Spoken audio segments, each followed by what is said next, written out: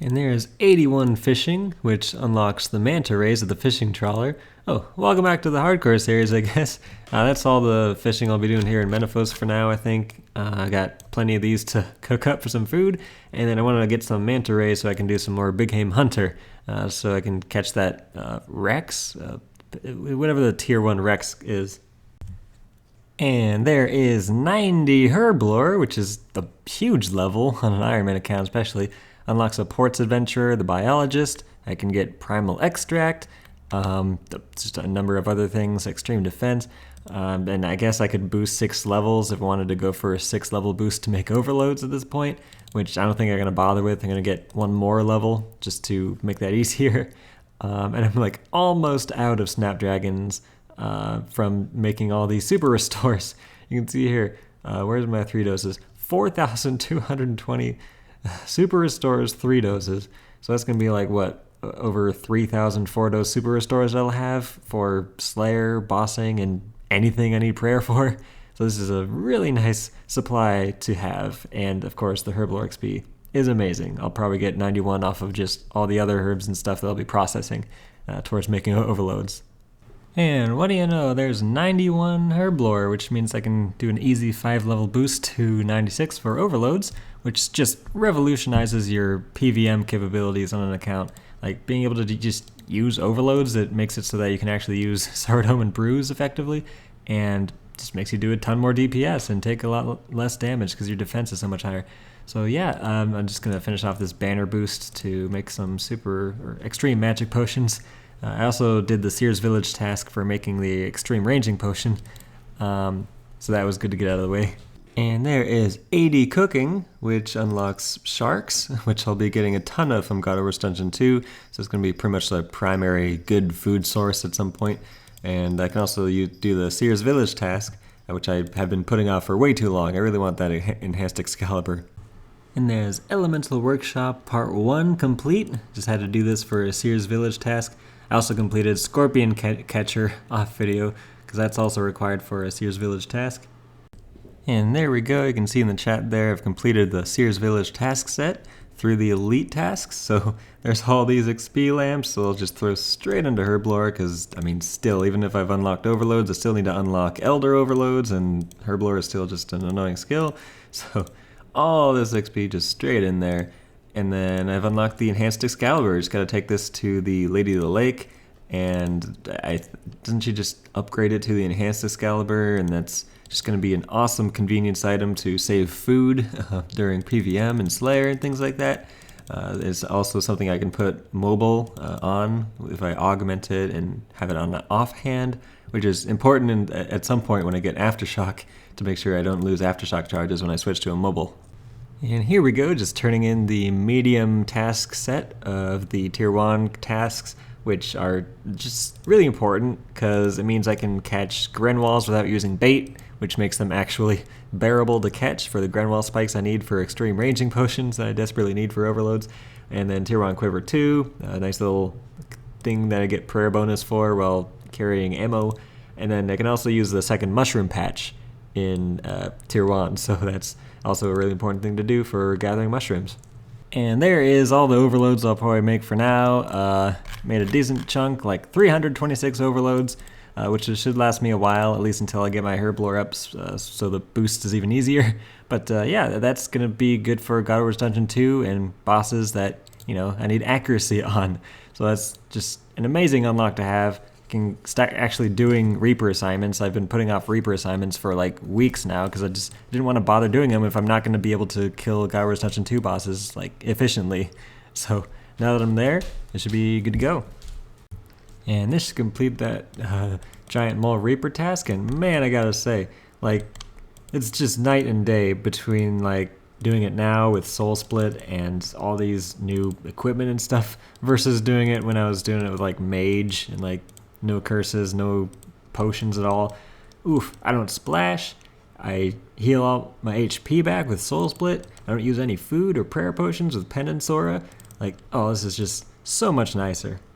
And speaking of night and day differences, I went back to Hellway for another Reaper assignment, and oh, the difference between doing it now versus doing it without all the overloads and curses, and with mage and stuff, like I can actually hit the boss and get decent kill times and not eat food constantly, so I can just stay for like a half-hour trips and bank just because I ran out of overloads or something. But yeah, this is going to be an actual feasible sort of Reaper assignment routine to get into, since I can do Hellweir, Vindicta, and God Wars Dungeon 2 bosses that I wasn't able to before, or I wasn't able to do as efficiently before. One kill into this Calphite Queen Reaper task, and I get a Dragon Chain Body. Okay, that's a drop log thing unlocked, I guess. Oh, another funny thing. This is probably my best in slot melee power armor at this point. I don't have any bandos, and I just have Rock Shell. I think this beats Rock Shell. So cool, upgrades. Are you kidding me? Back to back, the first 2 kills of this Calphite Queen Reaper task, I get back-to-back Dragon Chain Bodies. It's just ridiculous. What was the kill count on this? Calphite Queen. 14 kills, 2 Dragon Chain Bodies, nothing else. What? Ooh, I got a Saradomin's Whisper, which I don't think is the necklace that actually matters for the Master Clue step, but that's a drop for the drop log. Hey, it's the only useful drop from Saradomin, the Saradomin hilt. And is that my first hilt from God Wars Dungeon 1? Cool. I mean, that's a pretty nice god sword to get. Now that I have Soul Split, don't really have much of a use for it, but yeah, I'll take a Saradomin hilt any day. Well, that's an unexpected drop. Armadillo Chain Skirt, super low kill count, that's awesome. I can train that up to level 9 for Invention and then disassemble it for 4 Armadillo components. Or I should probably just use it as the best in slot range armor that it is for me. Just depending on where my priorities are for using that at this time. Got 89 crafting at work today, so that means I can make potion flasks and crystal flasks. So I can finally start actually processing these molten glasses, 2100 robust glass and 1500 crystal glass. So I can make those into potion flasks, which are only really useful for Saradomin brews and restores, I guess. The crystal flasks are the ones that matter because they make the combination potions that are super necessary. I had to teleport right away because Acrosay was on me. I don't kill Acrosay, but I got a Guthan's Plate Body. So that's unique, I think, from Barrows. Just doing a Barrows Reaper assignment. So slowly but surely getting pieces out of the way for that hard Mortonia task. And pretty much the same exact thing happened as last clip. I got Derek's Plate Legs while Acrosay was attacking me at the end there. But that's another unique. Still nowhere close to a full set for that Mortonia task. And there's what I've been looking for a big game hunter, the Totem of Treasure Top. So now I just need to find 20 Ancient Zygomites and I can unlock the Totem of Treasure, which is just a must-have thing to start doing clues.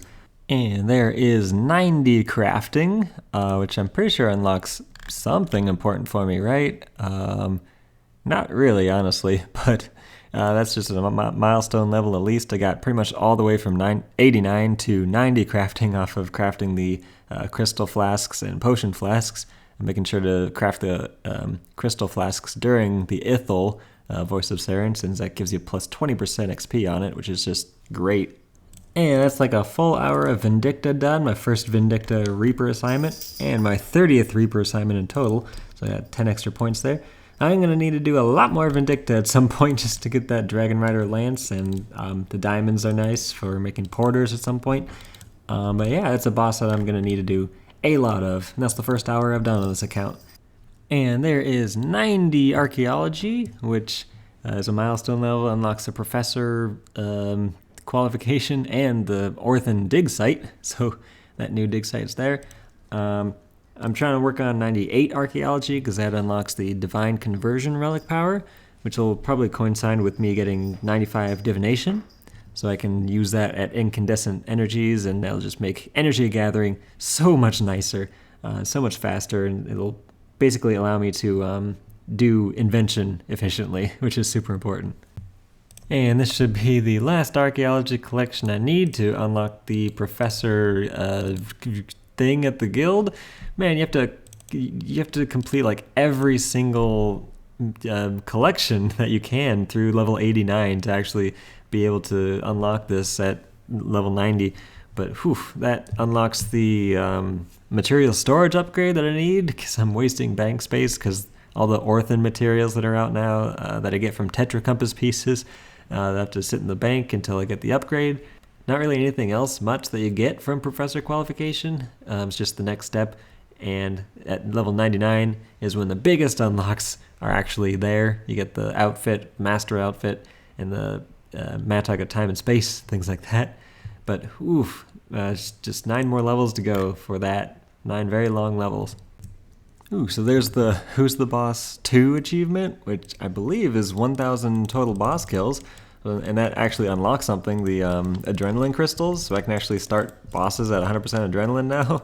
Super must-have for late game, but super convenient for mid-game. And that was my first hour of bandos ever done on this account. So it's a really easy boss, 63 kills per hour basically, doing the kiting and everything. Didn't get any drops unfortunately, but I don't really need anything from bandos since I'm basically skipping all melee armors up to masterwork as soon as I get that. I mean, it is good as a non-degradable alternative and for invention components and stuff, but I'm not too bothered about not getting any drops from bandos. Decided it was finally time to just go do Fight Club. Got the tier 9 overall rank in Menaphos so I could actually do the dang quest. And it's basically the whole quest is the boss fight.